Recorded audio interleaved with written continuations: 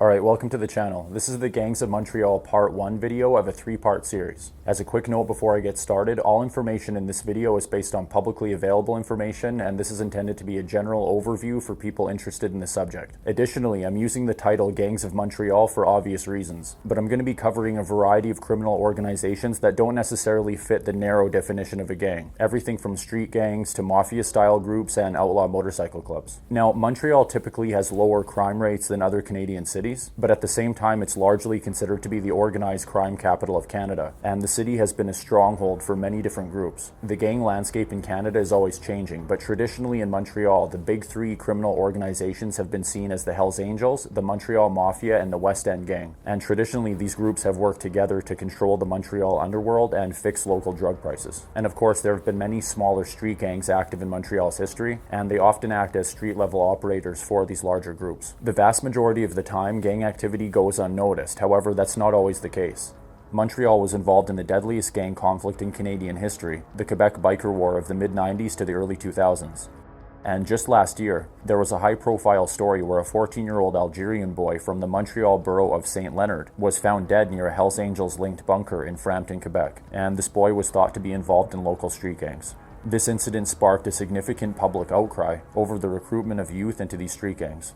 In these videos, I'm going to give you a general overview of some of the major groups and conflicts in Montreal's organized crime history. The city has a very rich underworld history, and there's a ton of content out there. And so to save you the time of watching and reading hours and hours of content on the subject, I did my best to give you a reasonable and condensed summary of the Gangs of Montreal. In this Part 1 video, I'm going to cover the outlaw motorcycle clubs of Montreal because Quebec in general has a much more extensive biker history than the rest of Canada.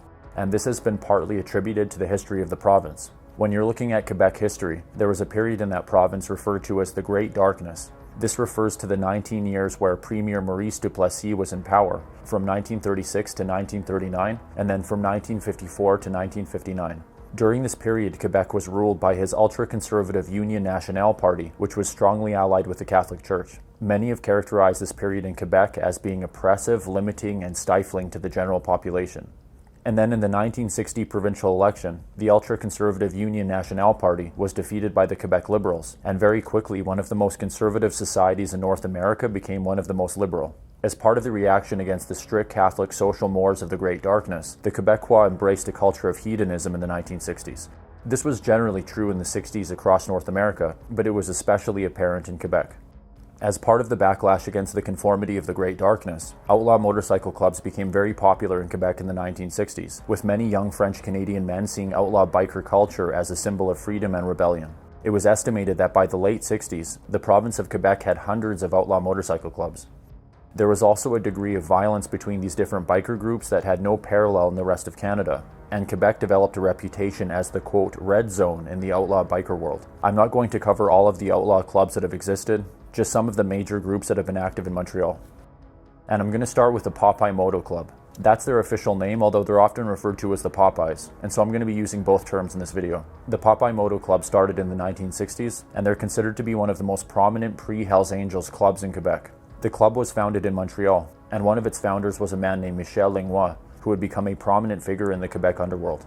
The Popeyes quickly gained a violent reputation around Montreal, getting involved in the local drug trade and acting as muscle for larger groups, including the infamous Dubois brothers, who I'm going to cover in another video. From 1968 to 1970, there was a short and violent turf war between the Popeyes and the Devil's Disciples, another major outlaw motorcycle club in Montreal, and this conflict was mainly over the local drug trade. In June of 1968, there was a violent brawl between about 100 members of both sides, and this left several severely wounded. There was another violent conflict when Popeye's members blocked a road where Devil's Disciples were riding, and an 18-year-old member of the Devil's Disciples was killed. In March of 1969, French singer-songwriter Johnny Hallyday toured Quebec. He was a well-known musical icon in the French world and very popular with the Quebecois, including members of the Popeye Moto Club. When he arrived at shows, he was greeted by members of the Popeyes, and they even acted as security at his concerts. This angered the Devil's Disciples, who were also big fans of the singer. When Johnny Hallyday returned to Quebec the following year, Devil's Disciples members shot at him as he was eating at a restaurant in downtown Montreal. Hallyday was uninjured in this attack, but he would soon distance himself from the Popeyes. In May of 1970, 3 Devil's Disciples members fatally stabbed Popeye's member Pierre Boucher, who received over 50 stab wounds in the attack.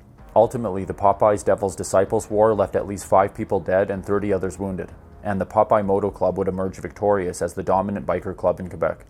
The Popeyes had a short period of relative peace, and then there was another major conflict with another biker club. The Satan's Choice Motorcycle Club had been formed in Ontario.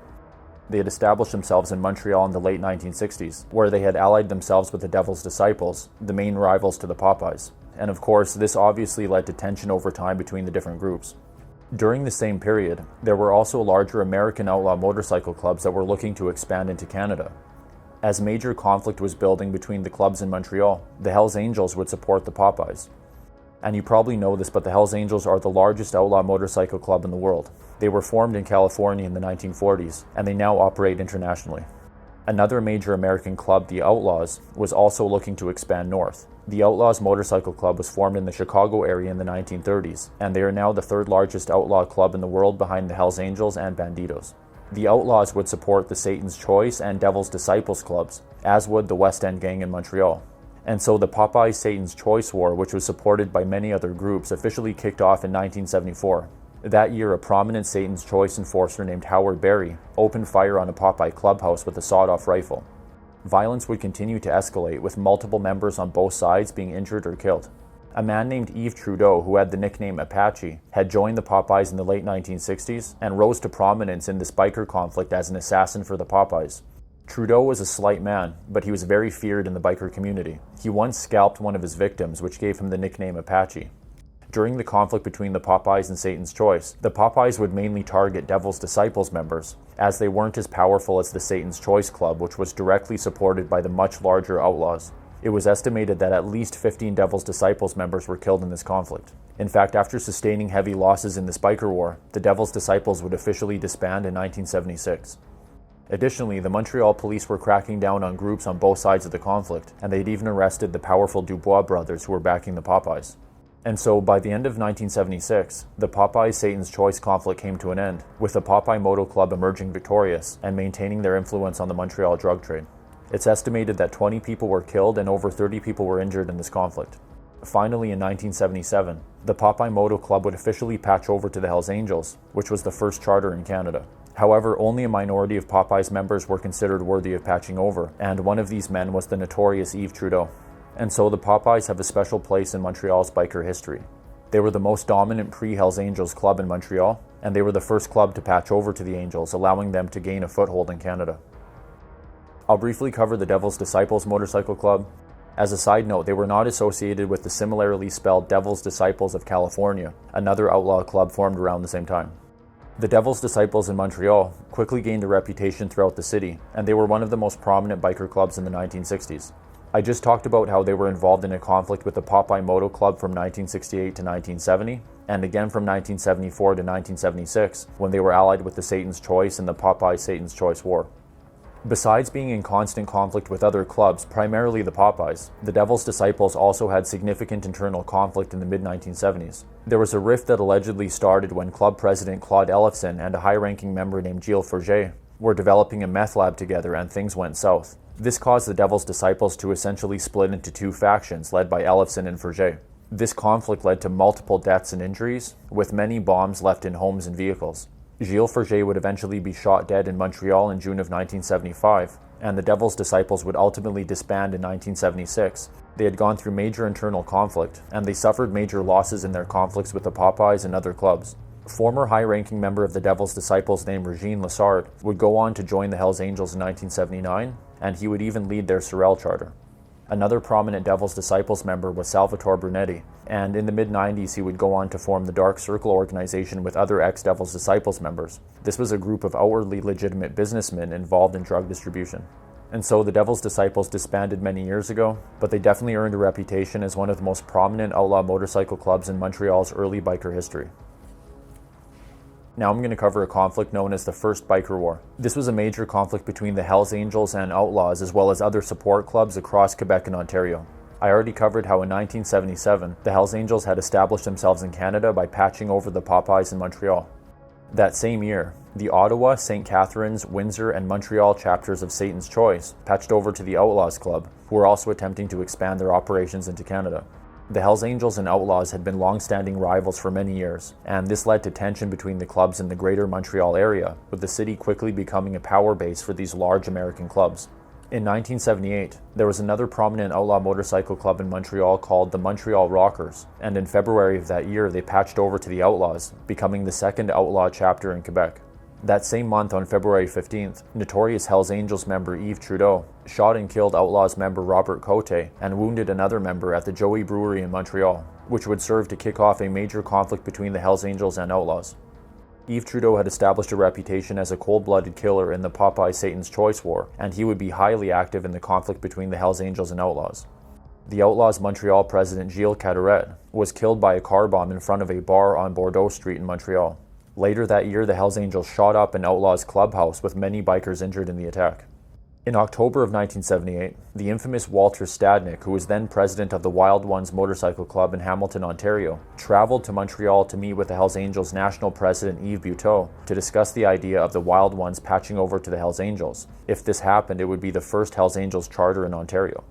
This was perceived as a threat by the Outlaws and led to the Le Tourbillon massacre. On October 12th of 1978, Hells Angels and Wild Ones members, including Walter Stadnick, were meeting at Le Tourbillon bar in Montreal to discuss patching over. All of a sudden, two American Outlaws members, one from Miami and one from Detroit, entered the bar and opened fire on the bikers.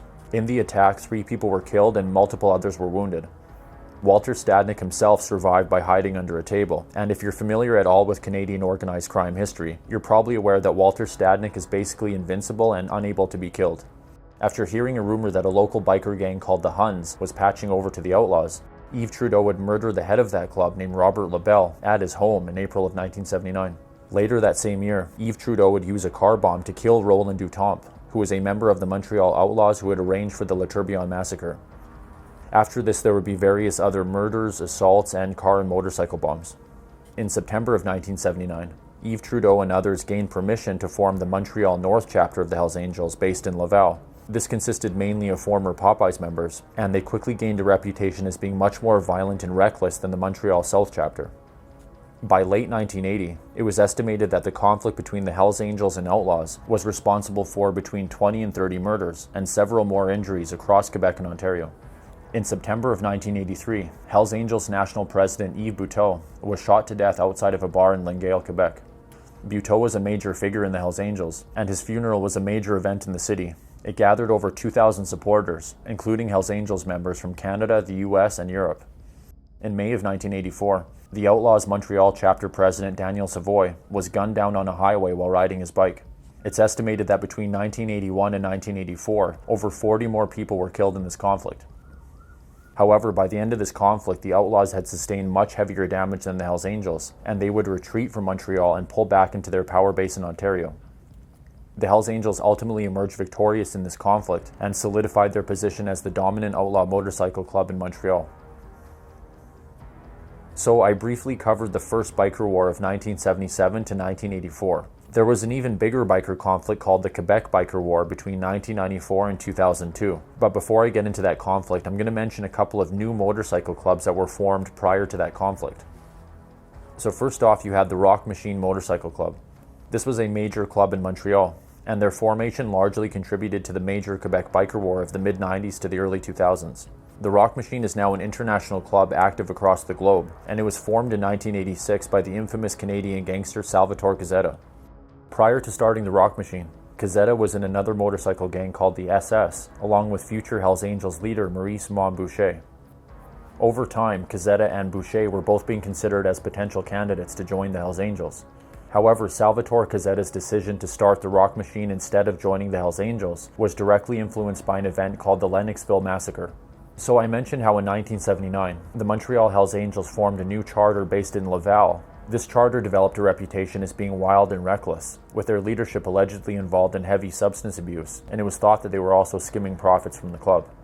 Other criminal organizations that the Hells Angels in Montreal did business with, such as the West End Gang and the Rizzuto crime family, pressured the Hells Angels to bring this wild charter in Laval under control. On March 24th of 1985, 5 members of the Hells Angels North Charter were murdered by other Hells Angels members at the Sherbrooke Clubhouse.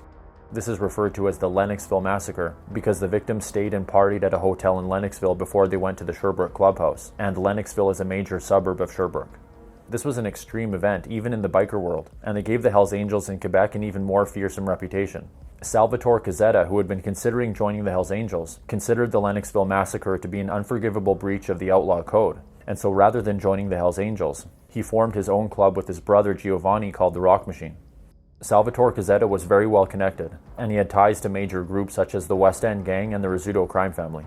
The Rock Machine quickly began distributing drugs and other illegal goods around Montreal, and due to their connections, they were able to charge a lot less for cocaine than other groups in this area. The Rock Machine also benefited from the aftermath of the Lennoxville Massacre. After that event, the notorious Yves Trudeau became a police informant. His testimony sent 39 Hells Angels members to prison. This greatly weakened the club in Montreal, and the Rock Machine took advantage. They mainly coexisted peacefully with the Hells Angels for years, but that would change in the Quebec Biker War that kicked off in 1994. But before I get into that, I also wanted to mention another new outlaw motorcycle club that was formed prior to that conflict, and that was the Rockers Motor Club. I mentioned earlier that Rock Machine founder Salvatore Cazzetta had been a member of the SS Club with Maurice Mom Boucher, and of course you probably heard of Mom Boucher. He became one of the most widely known gangsters in Canadian history. After being involved in petty crime in his younger years, Maurice Boucher joined the SS Motorcycle Club and quickly developed a violent reputation throughout the city. In 1986, the same year that Salvatore Cazzetta formed the Rock Machine, Maurice Boucher joined the Hells Angels and quickly rose through the ranks. In 1988, when Walter Stadnik became the Hells Angels national president in Canada, he appointed Boucher as his Quebec lieutenant, where he quickly excelled as a leader. In 1992, Boucher formed the Rockers Motor Club as a support club of the Hells Angels. This club was set up to do their dirty work and to distance the Hells Angels from street-level crimes and police attention.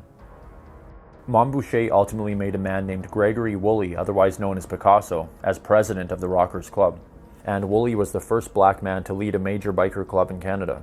Gregory Woolley spent time as Mom Boucher's personal bodyguard, and before that he was the leader of a Haitian street gang called Master B. He was the son of Haitian immigrants, and he became known as the godfather of street gangs in Montreal. I'm going to cover Woolley in more detail in a later video, because he had an interesting gang career prior to linking up with the Angels. And so now I'm going to get into the Quebec Biker War of 1994 to 2002, and it really started with a major incident. So in 1994, Salvatore Cazzetta was arrested for attempting to smuggle 200 kilos of cocaine into Canada, and the Hells Angels saw this as an opportunity to challenge the Rock Machine.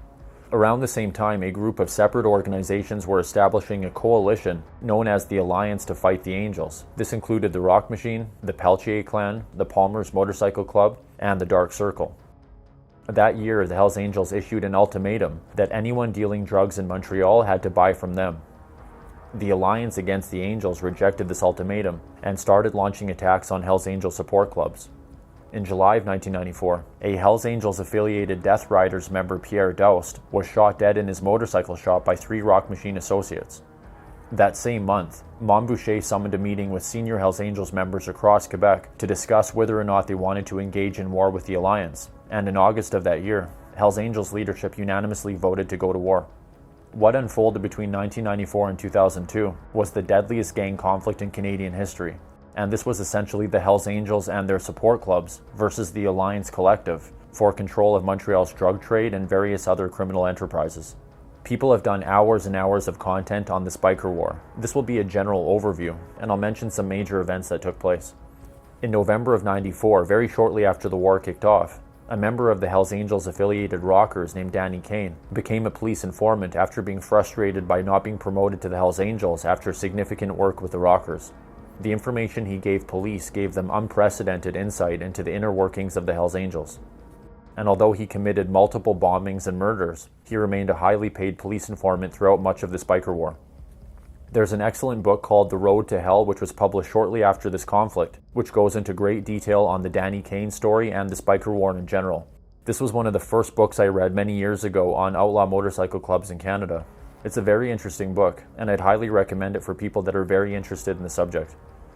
1995 kicked off with a bang. On January 1st of that year, Rock Machine member Norman Baker was shot and killed by the Hells Angels at the Hard Rock Cafe in Acapulco, Mexico, to send a message that rivals of the Hells Angels were in danger no matter where they were in the world. In June of 1995, Mom Boucher founded the Nomads, which was an elite chapter of the Hells Angels. Unlike other charters, they had no geographical limits and they could operate freely across Canada.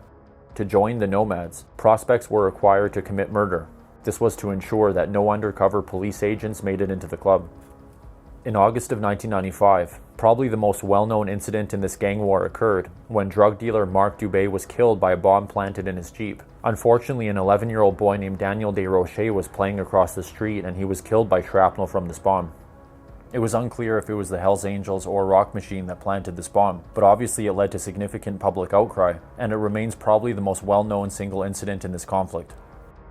In response to public pressure, the government announced an elite joint task force to deal with this biker conflict. It involved multiple law enforcement agencies, and it was called Operation Car Caillou. However, due to politics and infighting, this operation proved to be largely ineffective. The Parti Québécois blamed the Liberal Prime Minister Jean Chrétien, claiming that Canada needed tougher anti-gang laws modeled after the American RICO Act that would make membership in criminal organizations illegal. There was also the general issue of the fact that the Montreal police had long been notorious as the most corrupt and compromised police force in Canada. They were known to accept bribes and provide information to bikers. Not only did the RCMP have a major informer in Danny Kane, but the Hells Angels had a major informer in Senior Detective Benoit Roberge, who was a major figure in the anti-biker project. Detective Roberge would sell information to Hells Angels leader René Charlebois, and police operations against the bikers during this conflict were significantly compromised. Violence between both sides continued through the 90s, with the Hells Angels gradually gaining the upper hand. A major event occurred on October 18th of 1996, when the Montreal president of the Rock Machine named Renard Jomph was shot and killed with another member at a Chinese restaurant on Wellington Street. The Hells Angels were becoming emboldened in this conflict and started targeting members of correctional facilities to send a strong message to law enforcement. Hells Angels member Stéphane Gagné wanted to join the Nomads and agreed to murder prison guards for Montboucher. On June 26 of 1997, Stéphane Gagné and another biker murdered a prison guard named Diane Levine on a busy street in Montreal. Later that year, on September 8th, Gagné and another biker ambushed a prison van and shot the two guards inside. A guard named Pierre Rondeau would be killed, and his partner was critically injured. There was a close call in April of '99 when a Hells Angels puppet club called the Scorpions placed powerful bombs next to 5 different police stations around Montreal. Ultimately, the bombs failed to go off due to faulty detonators, and Scorpion members later testified in court that the orders came from Montboucher. The alliance to fight the Hells Angels took a major hit when prominent member of the Dark Circle, Salvatore Brunetti, defected to the Hells Angels and gave them a list of the remaining Dark Circle members. This ultimately led to the collapse of the Dark Circle organization and left the Rock Machine without a powerful ally. By 1999, the Rock Machine had taken heavy casualties. Their allied factions had been devastated, and so they started looking to ally with longtime Hells Angels rivals, the Bandidos. The Bandidos Motorcycle Club was formed in San Leon, Texas in the 1960s, and they are now the second largest international outlaw motorcycle club in the world, behind only the Hells Angels. In December of 2000, the Rock Machine became a probationary member of the Bandidos. That same month, there was a massive patchover of Ontario bikers to the Hells Angels that took place in Montreal. This included the Satan's Choice, the Paradise Riders, Los Lobos, and a number of other biker clubs. And of course, this involved motorcycle clubs in Ontario, but it was another major win in the Hells Angels expansion across Canada. In September of 2000, veteran crime reporter Michel Auger was shot 6 times as he was leaving work, and it was later determined that this was arranged by the Hells Angels. Auger eventually recovered and he returned to work within 3 months. This caused a very intense public reaction, and it eventually led to a ceasefire between both sides, although this only lasted a few weeks before violence resumed. However, the Hells Angels in Montreal would take a major hit in March of 2001. That month, a police operation called Operation Springtime resulted in a series of early morning raids across Greater Montreal and other Canadian cities. Over 2,000 police officers from various organizations arrested over 125 members of the Hells Angels and their associates in Montreal, and it forced their affiliated Rockers Motor Club to disband. In December of 2001, the Rock Machine would officially patch over to the Bandidos, becoming that club's first chapter in Canada. I mentioned earlier that it was alleged that Montboucher had ordered the correctional facility guards to be killed in Quebec, Diane Levine and Pierre Rondeau. Ultimately, these murders would put Montboucher behind bars for life. On May 5th of 2002, Boucher was convicted of 2 counts of first-degree murder for their killings and given a life sentence with no parole for at least 25 years. This was obviously a major event in the biker war. By now, Boucher had become one of the most well-known gangsters in Canada's history. He was the head of the Hells Angels in Montreal and a bit of a folk hero in Quebec. The Hells Angels had lost territory and major members, and the Bandidos saw this as a window of opportunity to seize power in Montreal. However, there was another police operation that was specifically targeting the Bandidos in Quebec and Ontario, called Operation Amigo. In June of 2002, major police raids arrested over 60 Bandidos members in Quebec and Ontario. All of the members in Quebec were arrested, with only 15 members left in Ontario. In July of 2003, the Bandidos surrendered and agreed to completely leave Quebec. By this time, the Quebec biker war had come to an end, with the Hells Angels emerging victorious, although they had suffered heavy casualties. Over the course of this biker conflict, it was estimated that over 160 people were killed, over 300 people were injured, around 20 people were missing, and there were about 130 cases of arson and 85 bombings. It was by far the deadliest gang conflict in Canada, and an iconic piece of Montreal history. After this conflict ended, the Hells Angels were the dominant outlaw motorcycle club in Montreal, and this was a huge win in their push to be the top club across Canada. During the conflict, there was wide speculation that the Rockers Motorcycle Club were responsible for much of the gang killings, as they were seen as the enforcement arm for the Hells Angels. In April of 2009, a major international police operation called Operation Shark saw over 150 Hells Angels members arrested in Quebec, New Brunswick, France, and the Dominican Republic, mostly connected to crimes related to the biker war.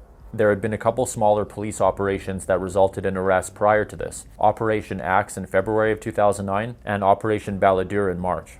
In March of 2014, Detective Roberge with the Montreal Police would be sentenced to 8 years in prison for providing the Hells Angels with information during the Quebec biker war. In 2015, the Sûreté de Quebec alleged that Boucher had been planning crimes actively from prison through his former bodyguard and protege Gregory Woolley. Later that year, most of the charges against the Hells Angels members arrested in 2009's Operation Shark would be dismissed in court, with allegations that the Crown withheld evidence for too long, in addition to other legal infractions. And after earning a reputation as one of the most notorious crime figures in Canadian history, the legendary Boucher would pass away in prison in July of 2022.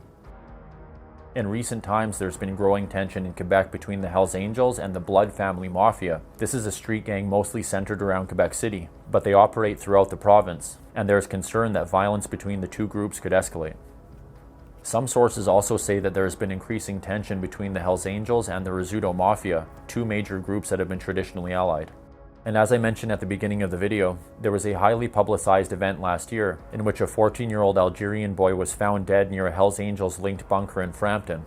This boy was thought to be involved in street gangs from the Montreal area, and it led to significant public outcry against Montreal youth being recruited into gang conflicts.